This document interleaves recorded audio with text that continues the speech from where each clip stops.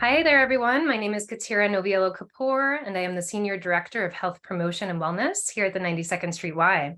Thank you for joining us this evening. I'm pleased to welcome you to tonight's Spark Your Health Talk, The Emotionally Exhausted Woman, Why You're Feeling Depleted, and How to Get What You Need with Nancy Collier. Nancy joins us to discuss what many of us are feeling, depletion emotionally, mentally, and spiritually, and how we can work to reclaim balance and become self-caring rather than doing self-care.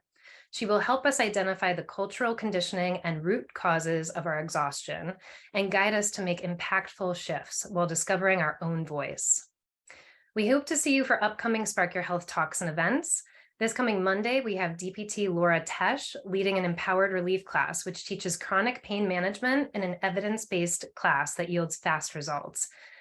And fasten your seatbelts for 2023, as Spark Your Health has an amazing lineup of virtual talks, including everyday brain boosting, real self-care, the infinite ripple effects of transcendental meditation, and cognitive strength for life. A lineup will be emailed to the Spark Your Health community in late December. You can also join us in person at the 92nd Street Y for a very special workshop on January 25th with no other than Nancy Collier, who's joining us this evening. This will be The Emotionally Exhausted Woman, Finding Your Inherent Vitality on January 25th. So if you like what you see this evening, I do hope that you'll consider joining us for that. We will leave at least 10 minutes at the end of the event for Nancy to answer your questions, so please feel free to be entering those questions into the chat throughout the duration of the event. I will also enter the link to purchase the book, The Emotionally Exhausted Woman, in the chat should you be interested. Now I look forward to introducing you to our speaker this evening. There you go. Hello, hello. So, Nancy Collier is a psychotherapist, interfaith minister, and a longtime student of Eastern spirituality. She is most recently the author of The Emotionally Exhausted Woman, Why You're Feeling Depleted and How to Get What You Need, as well as numerous other books. She is a thought leader and national speaker on women's empowerment, well-being, and mindful technology. She has been featured on Good Morning America, The New York Times, and countless other media platforms. She is also a regular blogger for Psychology Today. In addition, Nancy spent 25 years as a nationally top-ranked equestrian and serves as a performance consultant to professional athletes and artists. Nancy, welcome to the Spark Your Health stage. We're happy to have you with us. I'm delighted to be here. Delighted. And thank you for that lovely introduction. I am going to talk about the book tonight, and I'm going to leave some of it unanswered, so you'll come back in January and join me then for an even more in-depth conversation about the topic. But I'd love to just start by, well, first of all, welcome. I'm so glad you're here. That means to me that you are taking your state of being seriously, that you're giving yourself this time and you are paying attention to yourself for an hour, which can be a miracle these days. So congratulations on that. And I wrote this book. A lot of people ask me, why did I write this book? I write about a lot of different topics. And I wrote this book really because I've seen women in my office as a therapist for nearly 30 years. And of course, had many friends and relatives and daughters and all that, and being a woman as well. I've been hearing women use the same words over and over again to describe how they feel: depleted, exhausted, bone tired down to their bone marrow. They've given everything they have to give. And women start waking up at a certain point in life, we hope sooner rather than later, and realizing that they've never really allowed themselves to have needs. They've never really asked themselves what they want or what they need. And I've met so many women over the years that know what everyone in their life, everyone else in their life needs, and are so good at filling those needs, but really have no idea what they need, none.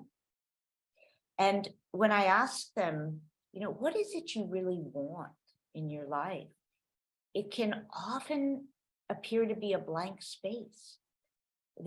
So many women know who they are in all the roles that they play. I'm this to that person. I'm this to that person. But when we ask independently, what are you to you? There is no knowing. There is a blank space. And, when I first started floating this idea of a book on emotional exhaustion, which women use that term, every single woman without fail said to me, oh my God, oh my goodness, where do I buy this book? Where? And this was before it was an outline. So I knew I was onto something, that I should follow this. And, another thing that I've found over the years is, if I want someone to access tears, if I want someone to cry, all I have to do is ask that woman, who's taking care of you? And that brings 99% of women to their knees. So early on, maybe the first seed of this book was early on. I was a really young therapist at the time when you just sort of say nothing. And a woman came to see me. I've never forgotten her. Her name was Miranda. And she probably was the first seed of this book. But she was one of these most delicious, most delightful women. She was connected. She was charismatic. She was a doctor. She had a family. She had friends. She had aging parents. She was everything to everyone. And yet, she started to feel that she, again, was taking care of absolutely everybody in her life. And yet she never had any needs. She was the woman who had 34 people over for Thanksgiving. And, if someone had a cold, she arranged outdoor seating for them. And, she spent her life really trying to be likable and being so likable. And now she wanted out of this likability cage, the cage that it had become. And she had been cast aside in the process, she realized. And she said something to me on that very first visit. When I asked her, I said, what are you doing here? And she said, I want a bolder and more authentic life. And then she said something really juicy. She said, I want that bolder and more authentic life, even if it means not being so darn likable. And that really stayed with me. That contradiction right there. And then she said, not being someone everyone describes as so great. And, that happened maybe 28 years ago.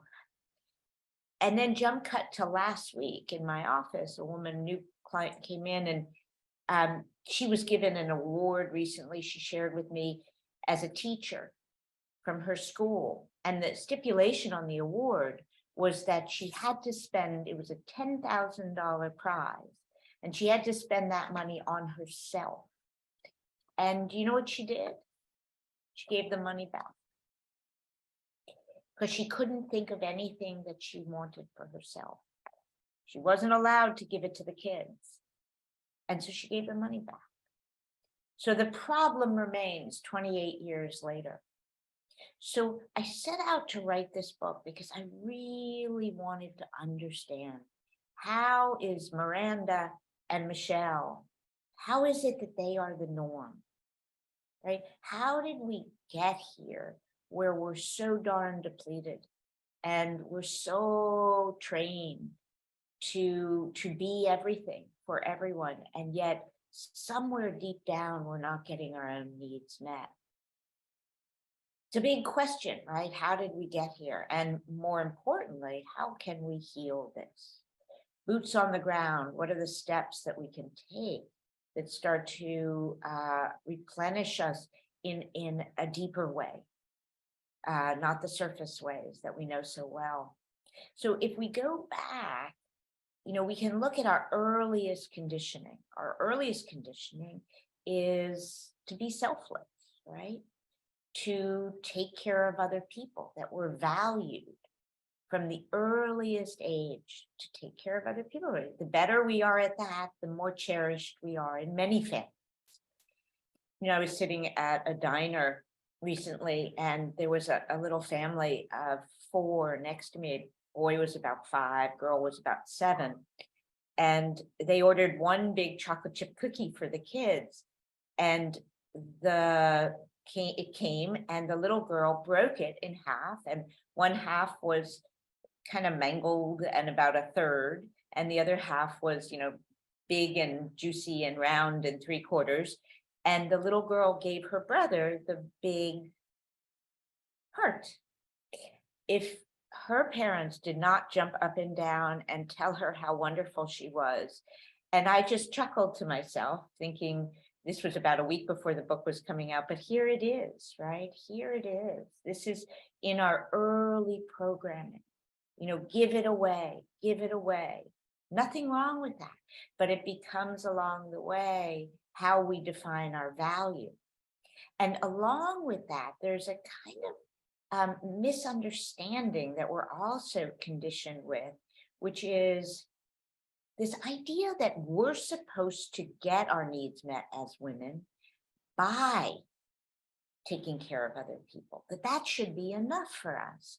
So another example I'll give you, I was out to dinner with a dear friend and her kids, and I've known this woman for a long, long time. She never orders a meal. So finally, having written this book, I said to her, hey, I'm always curious, you order for your kids and so on, but why do you never order a meal? And she said, oh, goodness, I just get so much joy and pleasure out of watching my children eat. I don't need any more nourishment. And I thought, wow, there's the Kool-Aid right there. This giant myth that we have no independent needs other than what is fed in us from what we offer other people. And, because of this conditioning, what happens is that our primary drive as women becomes about being likable. That so much of what we do in our interactions is about getting other people to like us and approve of us and think we're pleasing. It becomes this relentless drive to have you like me. And it's subtle sometimes, but that's sort of the background program that's running under all the other programs. Will this interaction work for you so that I come out looking like somebody who's likable? A woman I know recently, she went to, not that recently, it was during the thick of COVID, but she had a friend coming in from out of town, and he came straight from the airport, and he met her and he wasn't wearing a mask, and she didn't wear a mask. Why didn't she wear a mask? Because when I asked her, she said, I didn't want to make him feel bad. I didn't want to make him feel dangerous. He'd just gotten off an airplane.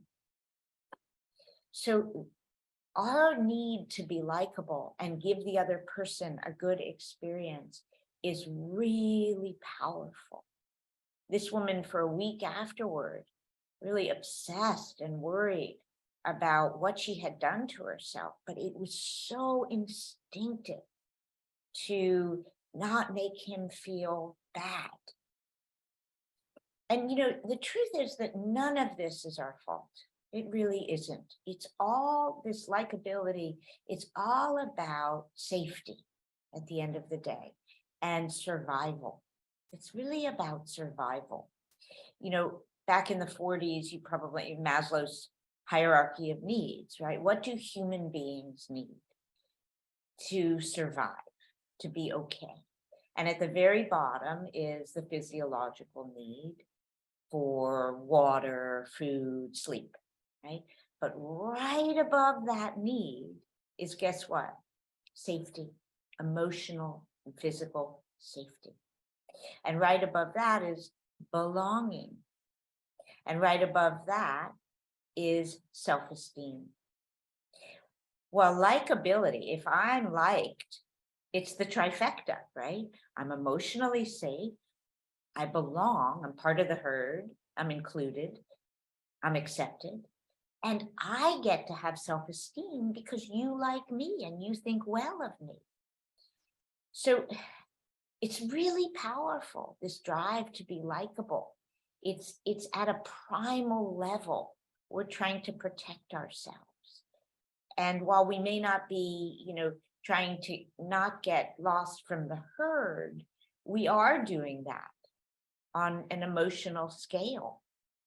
And the problem, though, that we run into is that sometimes, and frequently really, there is a conflict between our authentic self, who we really are, and likability, and our likability quotient. So being real, being truthful, speaking our truth, and being liked, they don't always end up as the best bedfellows. Social media tells us, you be you, do you. But what we find is if we do me, it might not go so well for that me. And so we have to make a kind of choice early on in our life, it seems, where we have to decide, do we go with me and speaking our truth as a woman, or do we go with acceptability, likability, inclusion, right? And so often we choose likability. And what's amazing is, thanks to some wonderful feminist psychologists, Carol Gilligan, Lynn Brown, others, we can track when that sort of deal with the cultural devil, if you will, happens right around the tween years, 12 to 14-ish, where we make a kind of choice without knowing we're making that choice, to decide that it's more important to be in relationship than it is to be known. You could say it's more important to be in relationship than it is to be related, which is to be known. So we'll give up some of that knownness in order to be included. And, if you're the mother or the grandmother or an aunt to someone in their tween years, this is really the critical stage, right? Where we start, the behavior starts crystallizing, and we decide that it might be better not to know ourselves, not to know what's true for us, but rather to become what's wanted. And, the cost of that is profound, because we end up being disconnected from our authentic self. We stop listening to that still small voice, that wisdom that is our uniqueness. And we lose the authorship for our own sense of self, that we decide who we are. We determine that. We assign that outward. If you think well of me, right, then I'm well. Then I can believe in myself. And our entire focus becomes external. And at that stage too, we develop this kind of funky relationship with ourselves, where we could potentially be not good for us, where we have unwanted parts that could make us ostracized or judged or not included.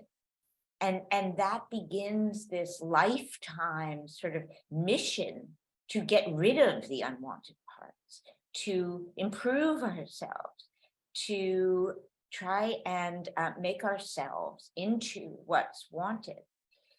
But ultimately, we decide, that being in a relationship with others is more important than being in a relationship with ourselves.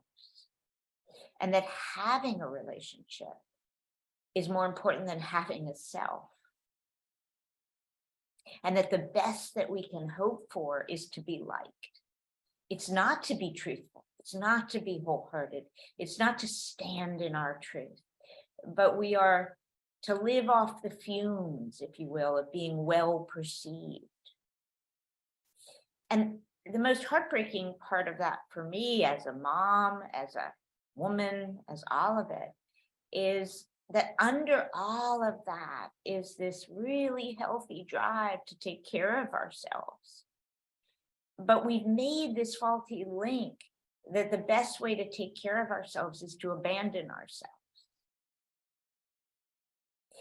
And so that tween that makes that deal without knowing it then becomes a teen and becomes a 20-something, 30-something, 40-something, and so often that split remains unhealed. That split goes on for a lifetime until, for the lucky ones, we wake up and say, wait a minute,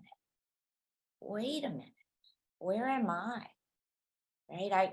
I got lost along the way. I've got maybe this great life, possibly, maybe not, but where am I? I'm untethered, if you will, from something that feels more authentic and more essential.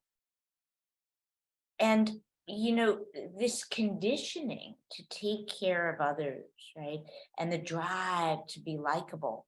What happens is that, and I will say I am covering gigantic topics in a very short amount of time. And so just see if any of this resonates with you. I'm not really going into any of this, but these are really profound sort of topics for you to walk with and contemplate over the next weeks and months. I'm just touching them. So this conditioning and this drive, relentless drive to be likable, it bleeds into and is fed at the same time by this enormous cultural narrative that we have of the perfect woman, right? Who doesn't know the perfect woman, right? I'm going to throw out some words that I think of. And, after interviewing hundreds of women, giving, loving, kind, selfless, generous, humble, compassionate, available, needless. What else could we come up with? Warm, right? We know the list, right? Oh, well, and then it used to be thin, now it's fit. Pretty is good. Demure, feminine for sure. And anyway, the list goes on. We get what we're talking about here. My first experience with the perfect woman also really stuck with me. Maybe I was a tween feminist, I don't know, but my uncle was telling a story at a family gathering, and there were a whole bunch of men in the room and women too, but mostly men. And he was describing a dear friend of his who apparently went out every night and sort of caroused the bars. And the implication was he was with other women as well. But at some point every evening, my uncle was recounting, he would put a call into his wife. And the wife would, every evening, would say the same thing as she said goodbye. She said, whenever you get home, I'll be here waiting. And all the men in the room jumped up, hooted and hollered, "Oh my goodness, where'd you find that perfect woman? Where do I buy her? Oof, I want her as my wife. Wow." And I remember at the time thinking, that's sort of odd, right? That uh, she's utterly available. She has no needs for to know where he is. And now I don't know. Maybe she wanted him out of the house. That could well be, right? All these decades later, I get that. But at that stage, I thought, well, what an odd idea of the perfect woman, right? Who, whenever you get here, is just fine with me. And at that age, I was probably 12 or 13, I knew not to open my mouth because I knew, I suppose, without knowing, that I didn't want to be the what, difficult, too sensitive, uh, you know what, busting kind of young woman. I didn't want to be difficult. And so I didn't say a word, but it stuck with me. Wow, that's the perfect wife. That's the perfect woman, partner. And my a dear friend of mine told me a story last week that similarly, she was in high school and she had won a national poetry competition that her English teacher had submitted her poem for. And when she won, she said to my friend, the teacher said to my friend, "Would you like me to share with the class that you won this?" And my friend said, "No, I'd rather you not." And then when the teacher shared with my friend's parents what had happened, that she had declined the invitation to tell the class, the parents were over the moon.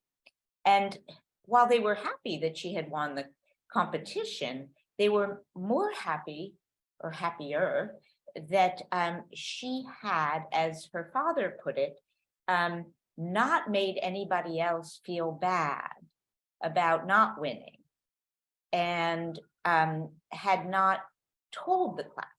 He was particularly delighted by that and told her, "What a perfect young woman you are. You're brilliant, you're smart, and also you don't need to rub anyone's face in that and make them feel bad."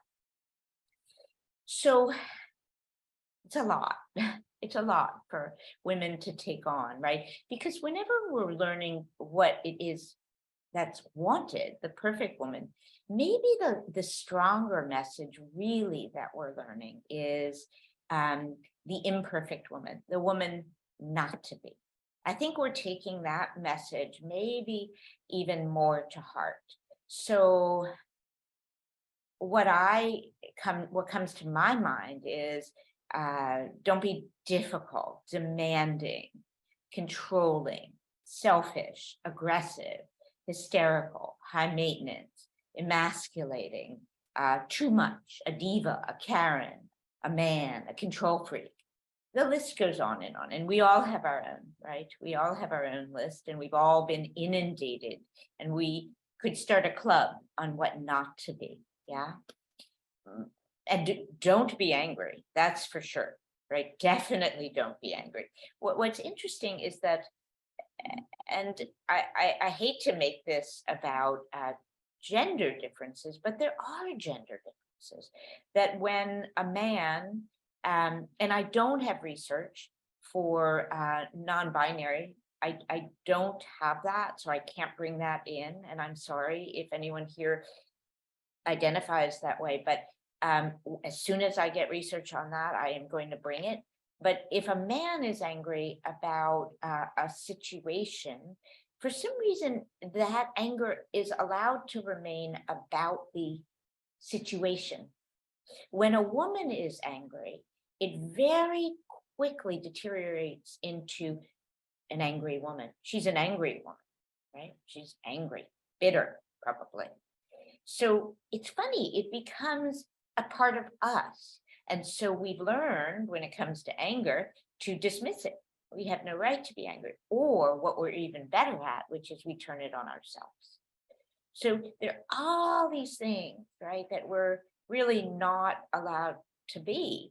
And so we're constantly sweetening, debarking, managing our behavior and what we present so as not to be put in a box, as not to be dismissed, not to be judged, and again, not to be excluded and rejected with all these labels that we can be labeled with. And I'll give you just some recent examples. A client came in recently, and she's this very powerful woman, travels a lot for business, and she was exhausted on this morning. And when I asked her why she was so exhausted, she had been on a night flight the night before, and I know she flies at night, but she said she forgot her roller pillow. And so I said, well, why didn't you ask the flight attendant for a pillow? And she said, I didn't want to be a bother. This is a powerful woman. Another woman I work with had been in a recent relationship, maybe 3 months or so, and she always reached out to him to make plans. So after about 3 months, she was feeling really shaky about why it was lovely when they got together, but he never reached out. And when I asked her, why would you not bring that to his attention? Why do you not call me to get together? She said, oh, no, that would let the cat out of the bag. And I said, what's the cat out of the what bag? And she said, oh, that I have emotional needs, that this is not enough. And to some degree, this book just was spoon fed to me, right? It just was spoon fed because it is the norm. In one example that just broke my heart and made me know that I had to keep writing this book, I was out with, again, another dear friend at another diner. These are my laboratories. And she ordered toast. We were having breakfast. And she asked the waiter, dry, just no butter on the toast. And I saw him not write anything down. And I left it alone. That's my own practice. And when the toast came, it was glistening with butter. And then my friend and I continued to have a conversation, and I saw her set the toast aside. And I asked, hey, love, why don't you tell him? I heard you ask for it. And she said, Nancy, I can't fight the good fight every time. I don't have the emotion. I didn't sleep last night. I don't have the emotional energy right now to be that high maintenance, neurotic, difficult. I can't do it. I'd rather just not eat the toast. So that made me know I got to keep writing this book. And, I'll share with you, I asked my teenage daughter, 19, I said, what's the box, if you will, that you'll do anything to stay out of? What's the label or the judgment? And she didn't even pause. She said, a pain in the ass. Sorry for the language. She said, I don't want to be called a pain in the ass. And I said, and what's a pain in the ass at 19? And broke my heart. I'm trying not to be teary. She said that I have emotional needs. Wow. So what is the cost? I always like to look at the cost. What is the cost of all of this shape shifting that we do, of all of this management of our authentic self, of all this hypervigilance to how is that going to be taken? What are they going to do with that, right? And who do we have to be? Well, first of all, the energy wasted, the mental, emotional, physical, sexual, all of it. It is immeasurable how much energy we waste trying not to be put in that box. And you wonder why we're so depleted. And we're constantly figuring it out. How will you interpret that? How will I be misjudged? And so let me just tuck away what's true so that I can be safe, right? But we're living in this codependent way. Again, what you think of me is how I experience me. rather than this independent way of, I'm going to stand in my truth, right? And I'm willing to risk that judgment because I know who I am. But we'll come to that a little bit later, right? Another cost of this way of living is that we can't really be in the present moment because we always have to be a step ahead in, okay, here's the authentic experience, right? But now I got to filter that through the management and how they will receive. Okay, and now how do I tailor that? So we can't really just drop in and be authentic. We have to be always externally hyper vigilant, right? So, the thing is that every time we say yes and we really feel no, every time we don't send back that toast, we're really abandoning ourselves. Doesn't matter how small the thing is, right? When the barista dumps the milk into our coffee and we asked for it dark, and we don't say anything because we don't want to be that lunatic who sends it back. These are death by 1,000 it's okays. Death of self by 1,000 omissions. And it's not to say that there aren't moments we can't do it, right? Because it's not worth it. It's just not worth it. But what I'm pointing to here is that these are the little moments where we make that deal again and again and again. We make that deal to be likable and not real.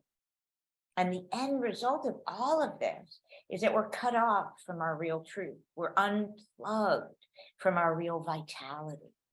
We are disconnected from our wholeheartedness, from ourselves. So we're in this split again. And then we're expecting ourselves to not be depleted. We're expecting ourselves to live this wholehearted, full life, of vitality. And we're not coming from something very real. So it's, these are deep, deep reasons for our exhaustion, the real stuff. But this is where the self-care industry, which provides lovely, lovely activities, it comes in though, and it tries to cure these deep, profound depletion causes with pampering. So we've got this now. I just read, I think it's $14 billion self-care industry. It's in candles, it's in water, it's in, it's in everything, clothing, spa, everything you could think of. We've never had more ways to make ourselves well, and we've never been more unwell. So what gives? What's not working here? I'll share with you one of my funniest self-care afternoons was I signed up for something. I do all this research on self-care, which is really fun to do. But I did a lot of it, to understand what we're really looking for underneath the self-care pampering. But I went to this one afternoon that we got there and they wrapped us up in cashmere blankets. Then we laid on these yummy, yummy rugs, and there was a sound bath going of all sorts of chimes and things. And they were infusing lavender into the air. And someone came around and put CBD oil on your third eye and your wrists and so on. And then at the end, we got a green juice of some sort. And I was just laughing to myself, like the only thing missing was maybe we could have been drizzled with, I don't know, chia seeds or something. But, and I thought to myself, that's got everything, right? We've got all of it. And, for about 15, 20 minutes afterward, I felt yummy. I felt rested. I felt well. But again, these are just temporary and superficial treatments or symptom relief, if you will, for what is a much more profound issue. And I would even go so far as to say that it's not just that these are temporary. It's not just that they don't really address the real longing under this to reconnect with our power source, ourselves, and live a wholehearted life. But they actually strengthen the bars of this likability cage. And I say that because, for one thing, self-care becomes yet another should for women, another thing on our to-do list, right? Are you really self-caring? Are you doing your self-care? Really? So another reason for us to be to blame for our depletion, right? Something else for us to fix. Oh, good, good, good. I can get back out there and find another guru, another course, and so on and so on. It's also keeping our focus out there. There is some treatment, some facial cream, something that will solve our problem. And so our focus remains out there, when what I'm suggesting is the destination is here, to come home. This keeps us chasing, which keeps the self-care industry very well fed, but keeps us depleted. And it's a distraction. It's a distraction from what do we really long for? Maybe in that massage, what I longed for was really to have my own attention for an hour, to be embodied, to not have 1,000 other things on my to-do list to take care of. Or maybe it was just silence. I don't know, but I'm so distracted, and that keeps that going. And really, at the end of the day, self-care is really code for self-improvement.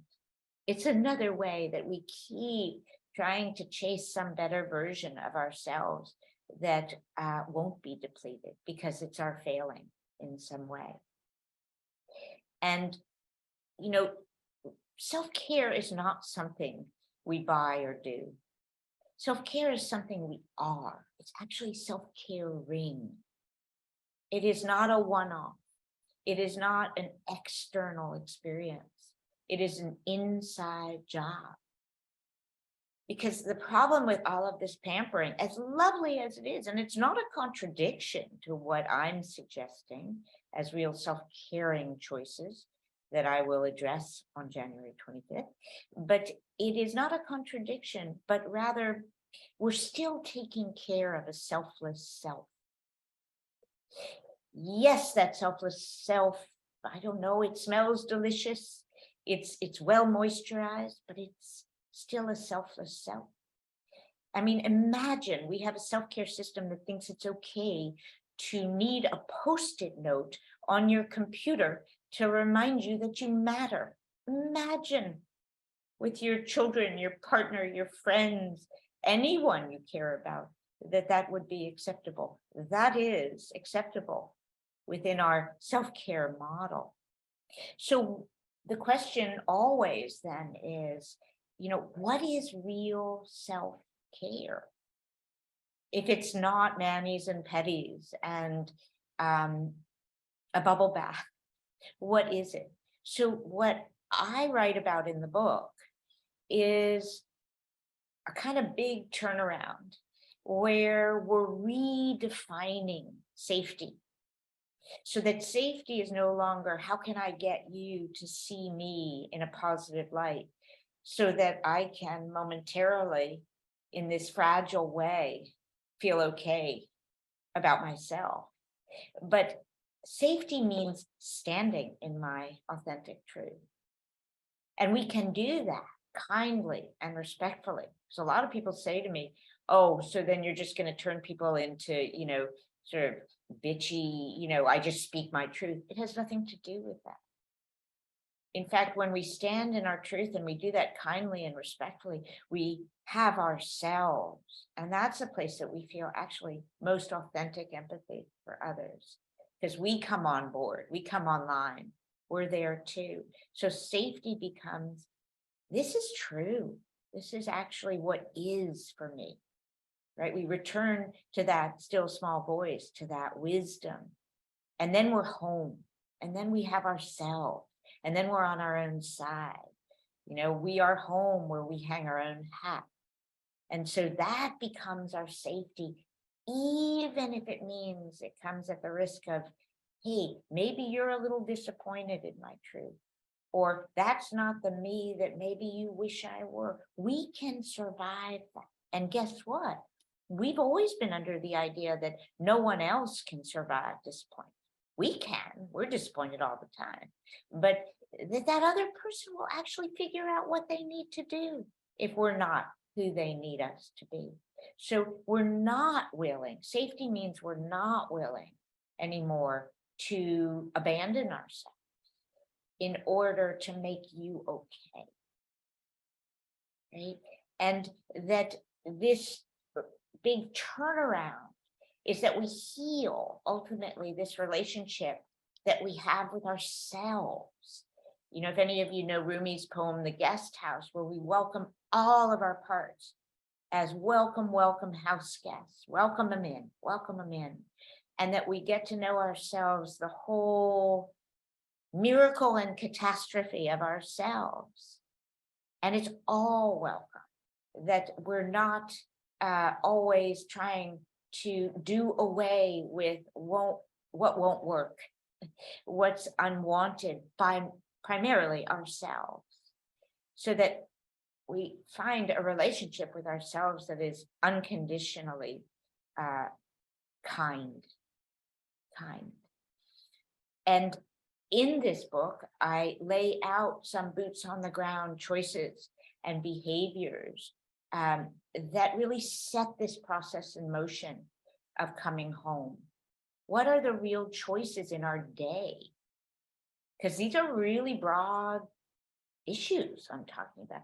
But what are the ways that we can start to change our behavior and become more aware so that we sync back up with our authentic self, which is where our vitality lives. This is where our power is. This is where our strength is.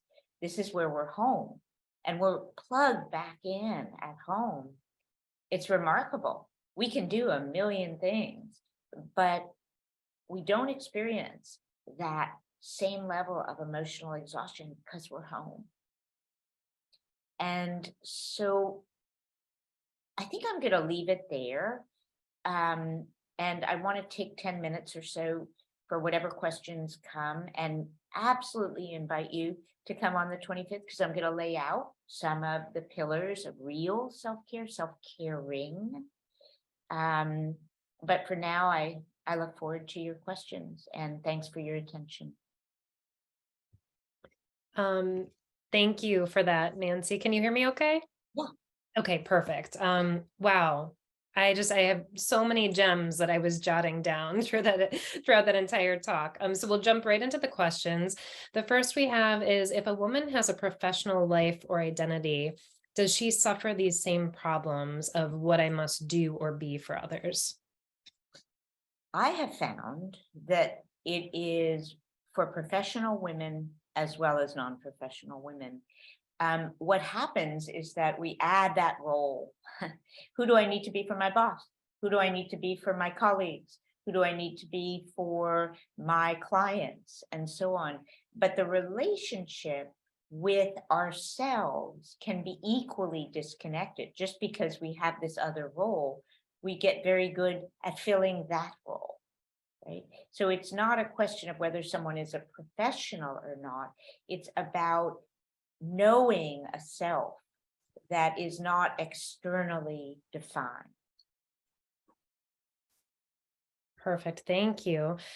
The next we have is, what tips do you have for building a relationship with yourself when you're lost in that cycle of being liked? How do we reconnect? So that's why you're coming on the 25th. But I will tell you that there are some things that I can just say off the top. One is, you know, as women, we do tend to blame ourselves for just about everything.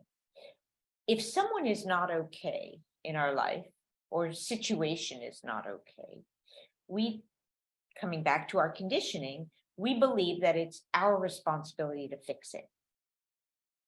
And so what happens is that we end up using a great deal of our energy focusing on making everyone else's life how we think it should be, right? Doing the fix. And one of the very small ways we can start to correct and come home is to allow other people to be not okay without fixing it. Sort of an odd thing to, suggest, but to take the responsibility as an experiment off of ourselves to be the universal fixer, the one whose job it is to make everyone okay. So when we start listening to understand, I would say start listening to understand another person's experience, not to know what you need to do to make it better. And also, I suggest for women, just as a very beginning step, that when someone has an issue, like a client of mine, she came home from work last week and her husband was on the couch, and normally he makes dinner on the night she comes in late, and he was sitting on the couch, not getting up. And her immediate thought was, did I do something this morning to make him mad?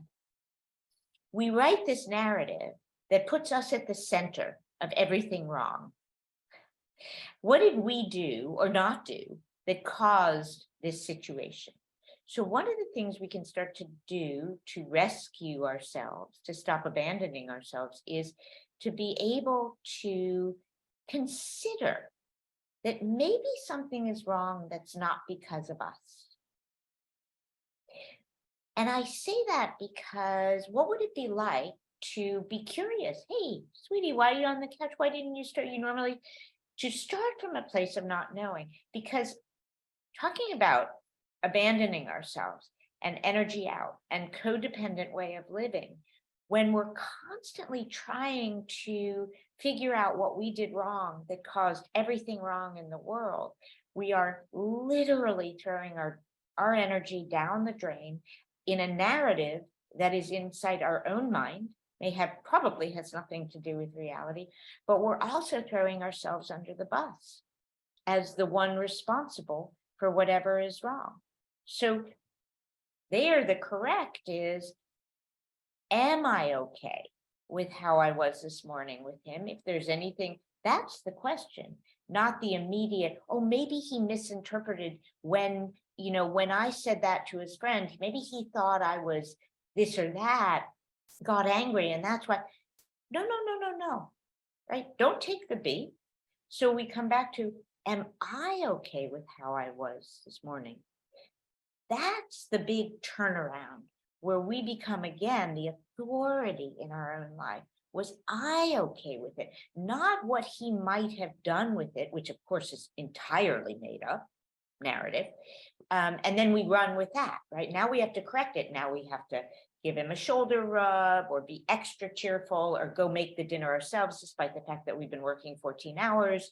Whatever it is that we do to correct that, wait a minute, stop and come back to what's my experience of this. My experience is I'm hungry and there's no food being made. That's my experience. Can I stay with that? That's a little baby step. Perfect. So we had two come in that are similar. So I'll kind of boil it down. How would you recommend changing the pattern for a tween girl or young person so they don't follow the path that we have? I am so glad you asked that. I am so glad, because I think it's really the focus now of my work is really helping us grown-ups come home. But again, not allowing this to happen to yet another generation. So I always start with awareness. We have to bring our daughters online with this cultural conditioning that they're gonna bump into.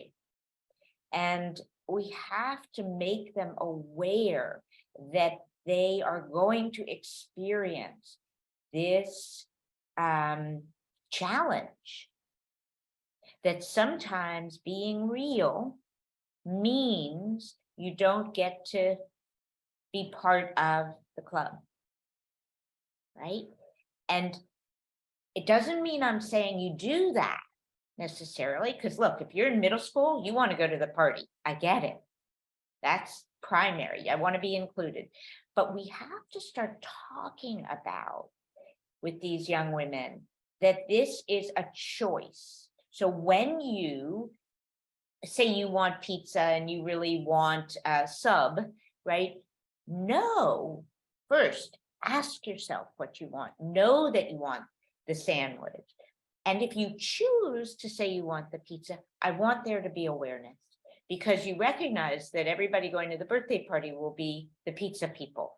So what I don't want to happen is you lose your tether to the part of you that wanted that sandwich. So that's the first very small piece that we can just notice. Ask yourself, what's true? What's true? Don't lose that question. And as the parent, whatever it is, the relative, the friend of that child, your job is to model that. Model that you have the courage to say what's true and confront maybe difficulty, but stand in your truth in the face of difficulty and make that conversation a part of the family dialogue. Sometimes when you stand in your truth, it's hard. It's really hard. And the cash and prizes for that is that you get to have your own integrity and your own dignity. And I guarantee you, your friends will start following that. They will. Doesn't mean you have to do it every time, but know what's true. Don't lose that ear to your still small voice, because it goes silent and we don't want it to go silent for decades. So make this topic a topic at dinner, a topic at breakfast, a topic. Watch your child and see. And then when she does that, ask her, did you really want that? Yeah, okay. Just want. Use the word want. We grown-up women, we don't ask ourselves anymore what we want. What we want, what other people want, right? So use want. Is that really what you wanted? Did you want that because Janie wanted it? Did you want it because, Johnny thought that was cool? Make it a part of your dialogue. That's our job. Thank you so much, Nancy. This has been so informative. I think we are about to wrap up. We're right here at 8 o'clock. I always like to, go back to some takeaways. One thing I love that you said is we shouldn't need to live off the fumes of being well perceived. So true. And this one, I just think everyone should jot this down somewhere. We act like being in a relationship with ourselves with others is more important than having a relationship with ourselves. And so I hope everyone is taking away from this evening that we should all work on having a relationship with ourselves a little bit more. Thank you so much for everyone's time this evening. And I hope you will join us on January 25th when Nancy is at the 92nd Street Y, and have a wonderful evening, everyone. Thank you.